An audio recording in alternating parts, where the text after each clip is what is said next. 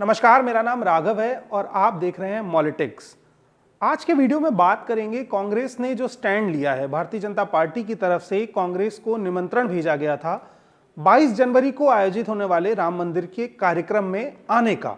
उस न्योते को कांग्रेस ने ससम्मान ठुकरा दिया है और उसमें ना जाने की बात को मंच से दोहराया है। अब इसके पीछे की कुछ वजह होंगी। पॉलिटिकल गलियारे में बात हो रही कि कांग्रेस का स्टैंड कितना सही है, कितना गलत है, 2024 के चुनाव में इसका क्या असर पड़ने वाला है और क्या पॉजिटिव होगा, क्या नेगेटिव होगा। राजनीतिक दिग्गज इस पर तमाम तरीके की अटकलें लगा रहे हैं। मैं आपको 10 पॉइंट में समझाऊंगा कि कांग्रेस के लिए वो 10 पॉइंट क्या हैं जिसके बेस पर, जिन पर चर्चा करके ऐसा फैसला लिया गया होगा। वो 10 बिंदु हैं, जिसमें से सबसे पहला मुद्दा ये है कि बीजेपी का कहना है कि ये बीजेपी और आरएसएस का इवेंट है, ये इस देश की जनता का इवेंट नहीं है। अगर ये बीजेपी और आरएसएस का इवेंट नहीं होता तो कांग्रेस बिल्कुल इसमें जाती, लेकिन कांग्रेस का पूरा लबोलुआब इस बात पर था कि ये इवेंट पॉलिटिकली मोटिवेटेड है और आरएसएस और भारतीय जनता पार्टी के चुनावी टूल का एक हिस्सा है, इसलिए कांग्रेस ने इसका बायकॉट किया है और वहां पर जाने के लिए मना कर दिया है। दूसरा मेन पॉइंट है कि बीजेपी का एक एजेंडा है। बीजेपी लंबे समय से राम मंदिर के मसले को लेकर के राजनीति भी करती आ रही है और उसके नाम पर वोट भी मांगती है। कांग्रेस का कहना है कि वो बीजेपी के एजेंडे में फंसना नहीं चाहती है। कांग्रेस अगर राम मंदिर के कार्यक्रम में जाती है तो बीजेपी की तरफ से उस पर भी कोई नकारात्मक राजनीति की शुरुआत की जा सकती है। तो कांग्रेस ने अपने स्टैंड को बहुत क्लियर रखा है। तीसरा मुख्य पॉइंट है कि कांग्रेस का लंबा इतिहास है जो धर्मनिरपेक्षता का इतिहास है। नेहरू शुरुआती दौर से ही इस बात को दोहराते आए हैं कि राजनीति में धर्म को लेकर के बातें नहीं होनी चाहिए। संविधान बहुत पवित्र चीज है और राजनीति संविधान से डिराइव होती है, उससे चलती है।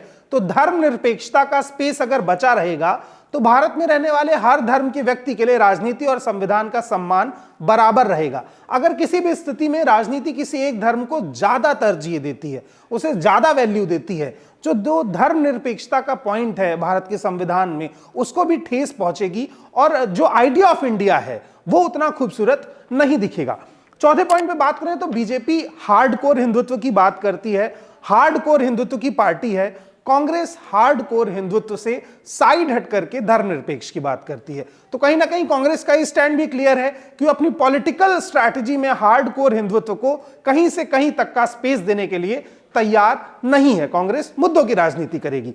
पांचवा पॉइंट यह कि कांग्रेस को साउथ में एक अच्छी मजबूती और पकड़ मिली है जिसको वो खोना नहीं चाहती है। तो कांग्रेस का ध्यान है कि साउथ को किसी तरह से पूरी तरह साधा जाए, क्योंकि उस हिस्से में भारतीय जनता पार्टी की पकड़ बहुत कमजोर दिखाई देती है। वहां पे तो ना बीजेपी के पास कोई मजबूत चेहरा है और ना ही बीजेपी का कोई वोट बैंक है धार्मिक स्तर पर। कांग्रेस का धर्मनिरपेक्ष वोट बैंक भी साउथ में है और मुद्दों की राजनीति का स्पेस साउथ में अभी बचा हुआ है। इस वजह से कांग्रेस का पूरा जो फोकस है वो साउथ की तरफ जा रहा है। इसके बाद एक और बड़ा धार्मिक पहलू है। जो शंकराचार्य हैं वो लगातार इस चीज का विरोध कर रहे हैं। वो कह रहे हैं कि प्रधानमंत्री मोदी वहां पर मूर्ति की स्थापना करेंगे और हम नीचे बैठकर ताली बजाएंगे। शंकराचार्यों ने भी इस चीज का विरोध किया है और ये सही समय है। उसी समय पर कांग्रेस का भी इस तरीके का स्टैंड आ जाता है। तो जो लोग धर्म की समझ रखते हैं और धर्म को धार्मिक पहलुओं के अलग अलग खांचों में देख रहे हैं, उनमें से कुछ लोग ऐसे भी होंगे जो शंकराचार्य का समर्थन कर रहे होंगे। वो लोग भी कांग्रेस के इस स्टैंड के साथ आते हुए दिख सकते हैं। तो कहीं ना कहीं कांग्रेस इस अस्वीकरण के साथ अकेली खड़ी नहीं दिखती है। धर्म गुरुओं का भी एक धड़ा है जो कांग्रेस के साथ है, यानी कांग्रेस के इस फैसले के साथ है कि ऐसे मंदिर के निर्माण में नहीं जाना चाहिए जिसका निर्माण अभी पूरा ना हुआ हो। और ये सातवां पॉइंट है कि मंदिर का जो निर्माण है वो अभी पूरा नहीं हुआ है और एक अर्धनिर्मित मंदिर के लिए ऐसी प्राण प्रतिष्ठा ना तो धार्मिक तौर पर सही है और ना ही शंकराचार्य भी इसका समर्थन कर रहे हैं। आठवां और सबसे अहम पॉइंट, कांग्रेस ने जिन दलों के साथ इंडिया गठबंधन बनाया है, जब कांग्रेस को निमंत्रण पहुंचा तो उस समय तक उनमें से किसी और दल को ऐसा न्योता नहीं पहुंचा था। तो कांग्रेस ये भी चाहती थी कि वो अपने तमाम गठबंधन पार्टियों के साथ मजबूती से, दावेदारी से खड़ी रहे, क्योंकि अगर ऐसी स्थिति में बाकी पार्टियों को निमंत्रण नहीं जाता है, कांग्रेस को जाता है, कांग्रेस वहां पहुंचती है, तो उनके खेमे में भी एक खलबली मचती और वो अलग थलग दिखाई देता। तो कांग्रेस ने स्टैंड क्लियर किया कि हम ससम्मान अपने हर दल के साथ, चाहे वो छोटा हो या बड़ा हो, मजबूती से खड़े हैं। उसके बाद बाकी और लोगों के पास भी निमंत्रण गया तो उन्होंने उसे अस्वीकार किया। तो यहां पर इस बैटल ग्राउंड में, पॉलिटिकल बैटल ग्राउंड में, खासकर इंडिया गठबंधन एक साथ मजबूती से खड़ा दिखता है। और अगर बात करें भारतीय जनता पार्टी की, तो उसकी बेचैनी यही मजबूती है कि अगर ये तमाम दल एक बार मजबूती से एक साथ खड़े हो जाते हैं तो राष्ट्रीय स्तर पर जो मैसेज जाएगा वो मैसेज ही चुनाव का माहौल तय करेगा। ये मैसेज अगर कांग्रेस देने में कामयाब हो जाती है, कांग्रेस के इंडिया गठबंधन में एक एकता और मजबूती दिख जाती है, तो कहीं ना कहीं वो भारतीय जनता पार्टी के लिए एक बड़ी समस्या, बड़ी चुनौती भी बन सकती है। जो नवा पॉइंट है वो कहता है कि बीजेपी का जो कैंपेन स्ट्रेटजी है, कांग्रेस उसका टूल नहीं बनना चाहती।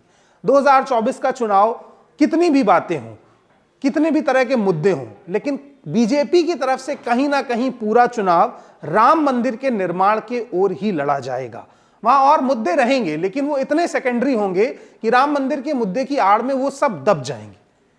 तो बीजेपी के इस पॉलिटिकल स्ट्रैटेजी का कांग्रेस टूल नहीं बनना चाहती, इसलिए इस मुद्दे से, इस कार्यक्रम से खुद को अलग रख के एक पब्लिक में मैसेज देना चाहती है कि वो राजनीति में जो धार्मिक हिस्सा है उसके साथ ना जाकर के जो महंगाई, जो बेरोजगारी के मुद्दे हैं, जो मुद्दे हैं युवाओं के नौकरी के, जो मुद्दे हैं पर्चा लीक होने के, जो मुद्दे हैं पेट्रोल डीजल के दाम बढ़ने के, जो मुद्दे हैं धर्म के आधार पर देश में अलग अलग राज्यों में, अलग अलग स्पेस में हो रही हिंसा के, उनके साथ कांग्रेस खड़ी दिखती है। और कांग्रेस देश के माहौल को लेकर के बात कर रही है, क्योंकि पूरे देश को आप अयोध्या के नजरिए से नहीं देख सकते हैं। ये बड़ी साधारण सी बात है कि अयोध्या पूरे देश के एक राज्य का एक शहर है।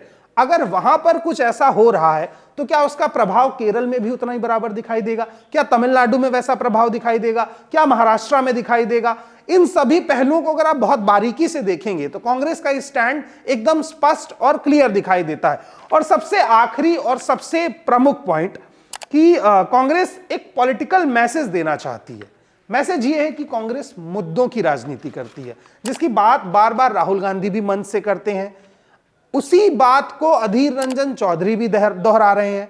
विपक्ष का जो पूरा खेमा है, चाहे अखिलेश यादव हो, लालू प्रसाद यादव हो, नीतीश कुमार हो, ममता बनर्जी हो, वो सभी इस मसले पर बार बार आ रहे हैं कि महंगाई है, बेरोजगारी है, बीजेपी ने देश के माहौल को खराब किया है, जितने भी काम और जितने भी योजनाएं हैं वो प्रचार तक सीमित है। तो अगर कांग्रेस मुद्दों की राजनीति का मैसेज पब्लिक के बीच में ले जाती है और इसमें कामयाब होती है तो बीजेपी को एक डेंट लगने की संभावना है। लेकिन एक बहुत बड़ा सवाल है, सवाल यह है कि यह नैरेटिव अभी तक कांग्रेस के माइंड में है। यह नैरेटिव पॉलिटिकल बैटलफील्ड में पब्लिक के माइंड तक, उनके घर तक कैसे पहुंचेगा? असली लड़ाई यह है, क्योंकि भाजपा के समर्थक, चाहे वो संघ के लोग हों या भाजपा की कोर टीम हो या एबीवीपी हो या ऐसे तमाम और संगठन हो, वो लोगों के घर तक पहुंच रहे हैं। और इस मोटिव को, राम मंदिर के मुद्दे को, इस नैरेटिव को कि बीजेपी ने जो कहा वो करके दिखाया, चाहे वो कश्मीर का मसला हो, चाहे वो राम मंदिर का मसला हो, इस पर आपसे बात कर रहे हैं। लेकिन कांग्रेस वहां जा करके क्या चोट कर पाएगी?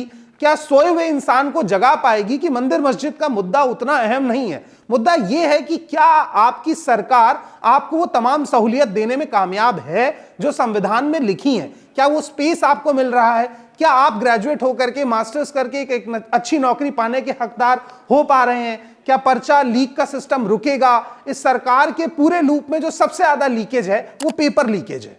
इतना पानी का पाइप भी लीक नहीं करता है जितने सरकार के पेपर लीक कर जाते हैं। तो अगर ये नैरेटिव कांग्रेस किसी भी तरह से लोगों के घर तक पहुंचाती है तो 2024 का चुनाव बहुत मजेदार होने वाला है। जो लोग ये प्रेडिक्शन कर रहे हैं कि चुनाव एक तरफा रहने वाला है, शायद उनको एक बड़ा धक्का लगे, क्योंकि अगर ये नैरेटिव लोगों तक पहुंचा तो चुनाव टक्कर का होगा। बाकी अपडेट्स के लिए आपको मॉलिटिक्स को सब्सक्राइब करना होगा, बेल आइकन को दबाना होगा ताकि आपको हमारी सारी अपडेट्स मिलती रहें। हमें कमेंट बॉक्स में बताइए इन 10 मुद्दों में से आपकी सहमति किस मुद्दे पर सबसे ज्यादा है। धन्यवाद।